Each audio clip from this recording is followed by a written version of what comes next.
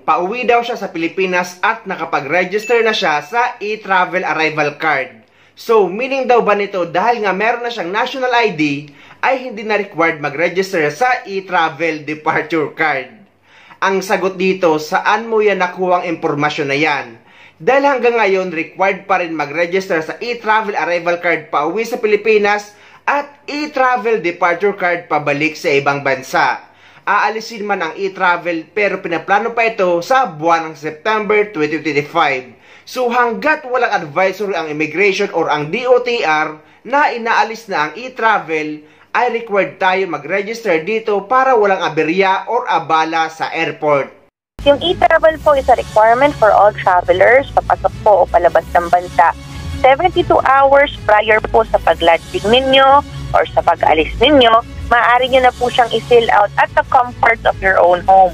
So instead na dati po, kung maalala nyo, pagbabiyahe, ang dami po nating sinusulatan for the different agencies sa paliparan. Integrated na po yan in one platform, in the e-travel platform. And mas madali na, nung huli ko pong ginamit, napakadali.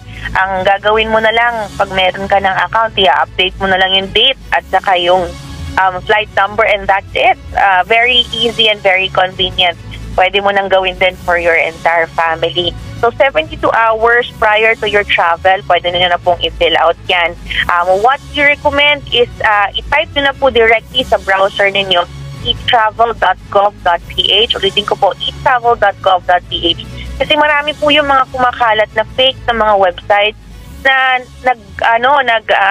naniningil ng halaga. Ang e-travel po ay libre, wala pong binabayaran for that, so you can fill it out po 72 hours prior to your travel. And yung mga e-gate po, buti po nabanggit ninyo, pag dumadating po yung ating mga kababayan, we highly recommend that you take advantage of the e-gate kasi malaking bawas yan. Kasi minsan po parang alanganin yung mga kababayan natin na magpunta doon sa mga e-gates natin dahil new technology ito, kumbaga.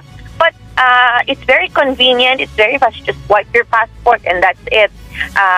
Malaking bagay po na mabawasan yung travel na, yung processing time natin from the usual 45 seconds, it can go as low as 8 seconds per passenger. So napakalaking bagay po ng mga electronic gates natin. GM, yung e-travel, may nakita akong isang vlog na hindi na raw kailangan ng e-travel pagpalabas. Kailangan mo raw yung e-travel pagpabalik. Totoo ba yun?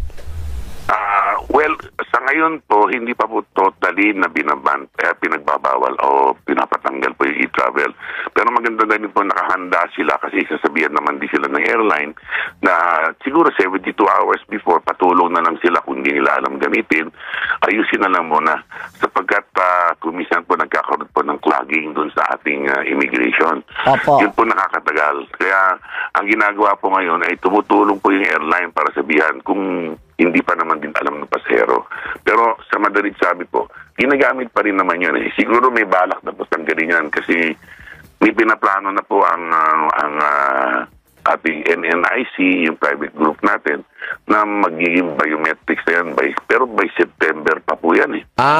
Okay. So para lang malinaw, sa ngayon, kailangan pa rin ng e-travel mo pagpaalis at pabalik. Hindi pa implemented 'yon, natatanggalin na yung palabas. Pabalik na lang daw ang kailangan ng e-travel. So hindi pa po. So kailangan pa rin ng e-travel palabas at pabalik. Opo. Ayun, para lang malinaw. Sa ngayon, Ngayon kung may babaguhin man, i-anunsyo yan ng NNIC.